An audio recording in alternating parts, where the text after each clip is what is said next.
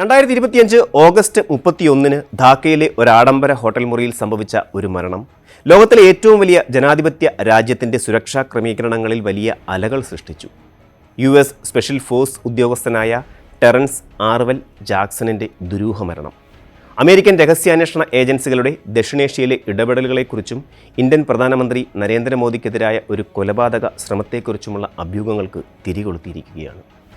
ഔദ്യോഗികമായി ബംഗ്ലാദേശ് സൈന്യത്തിന് saint Martin's ദ്വീപിൽ പരിശീലനം നൽകാനെത്തിയ ഉദ്യോഗസ്ഥനാണ് ജാക്സൺ.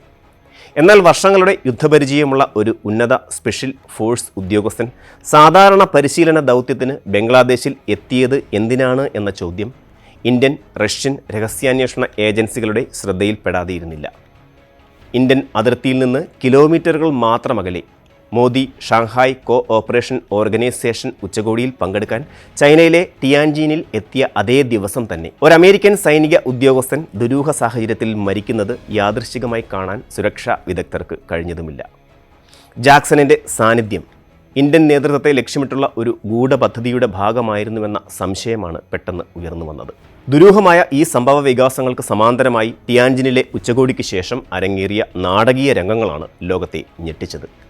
ഔദ്യോഗിക ചർച്ചകൾക്ക് ശേഷം റഷ്യൻ പ്രസിഡന്റ് വ്ളാഡിമിർ പുടിൻ പ്രധാനമന്ത്രി മോദിയെ തൻ്റെ അതീവ സുരക്ഷാ വാഹനമായ ഓറസ് സെനറ്റ് ലിമോസിനിലേക്ക് ക്ഷണിച്ചു.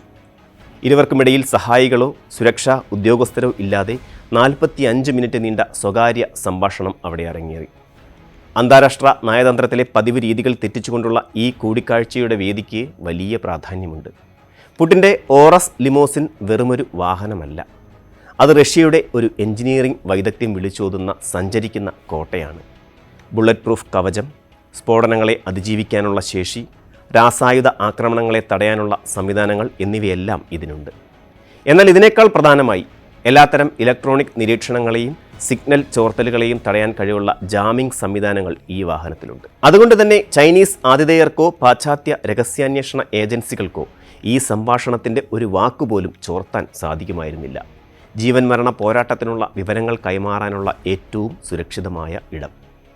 ഈ തെരഞ്ഞെടുപ്പ് സൂചിപ്പിച്ചത് അവർ ചർച്ച ചെയ്ത വിഷയം എത്രത്തോളം ഗുരുതരമായിരുന്നു എന്നാണ്.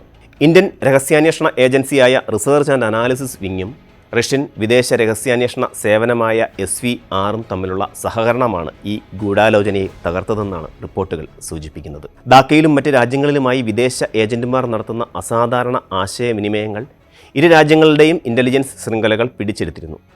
മോദിയെ ലക്ഷ്യമിട്ടുള്ള ഒരു നീക്കമാണ് നടക്കുന്നതെന്ന് സംശയം ഉയർന്നതോടെ അതിവേഗം വിവരങ്ങൾ കൈമാറുകയും ഒരു സംയുക്ത കൗണ്ടർ ഇൻ്റലിജൻസ് ഓപ്പറേഷൻ ആരംഭിക്കുകയും ചെയ്തു.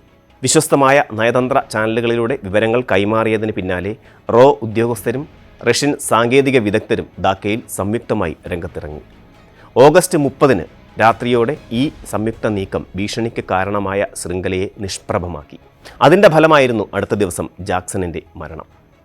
ഔദ്യോഗികമായി അമേരിക്കൻ അധികാരികൾ ഇതിനെ സ്വാഭാവിക മരണമെന്ന് വിശേഷിപ്പിച്ചെങ്കിലും ആഭ്യന്തര സുരക്ഷാ വൃത്തങ്ങളിൽ നിന്ന് ഇന്ത്യയുടെയും റഷ്യയുടെയും രഹസ്യാന്വേഷണ സഹകരണത്തിൻ്റെ വിജയമായി കണക്കാക്കപ്പെടുന്നു.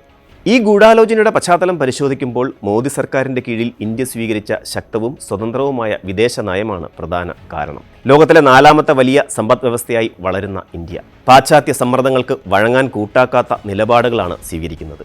അമേരിക്കൻ ഉപരോധങ്ങൾക്കിടയിലും റഷ്യയിൽ നിന്ന് എണ്ണ വാങ്ങാനുള്ള തീരുമാനം, യുക്രൈൻ യുദ്ധത്തിൽ പക്ഷം ചേരാതെ നിലപാട് എന്നിവയെല്ലാം വാഷിംഗ്ടണിനെ ചൊടിപ്പിച്ചു. പഴയകാലത്ത് ഇറാനിലെ മൊസാദഗിനെയും ചിലിയിലെ അലൻഡയെയും പോലെയുള്ള ലോക നേതാക്കളെ CIA അട്ടിമറിച്ച ചരിത്രം ദക്ഷിണേഷ്യൻ സുരക്ഷാ വൃത്തങ്ങൾ ഓർമ്മിക്കുന്നുണ്ട്.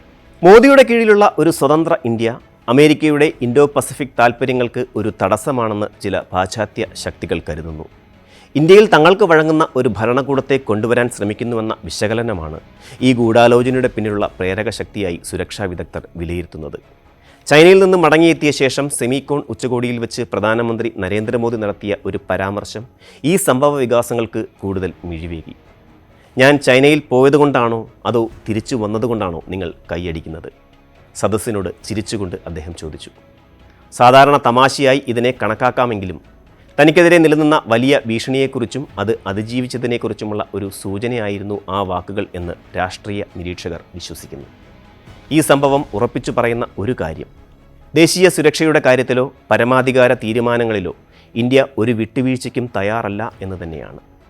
എത്ര വലിയ ശക്തിയിൽ നിന്നായാലും തങ്ങളുടെ നേതൃത്വത്തിനും രാജ്യത്തിൻ്റെ പുരോഗതിക്കും നേരെയുള്ള ഏത് ഭീഷണിയെയും നേരിടാൻ ഇന്ത്യക്ക് കഴിയുമെന്നും ഈ യാത്രയിൽ വിശ്വസ്തരായ സുഹൃത്തുക്കൾ കൂടെയുണ്ടാകുമെന്നും ധാക്കയിലെ ദുരൂഹത തെളിയിക്കുന്നു. അതുകൊണ്ട് തന്നെ ഇന്ത്യയുടെ ഈ സ്വതന്ത്രമായ യാത്രയ്ക്ക് വെല്ലുവിളികൾ തുടർന്നുമുണ്ടാകാം. പക്ഷേ ഈ നവ ഇന്ത്യ അതിനെ നേരിടാൻ സദാ സജ്ജമായിരിക്കും.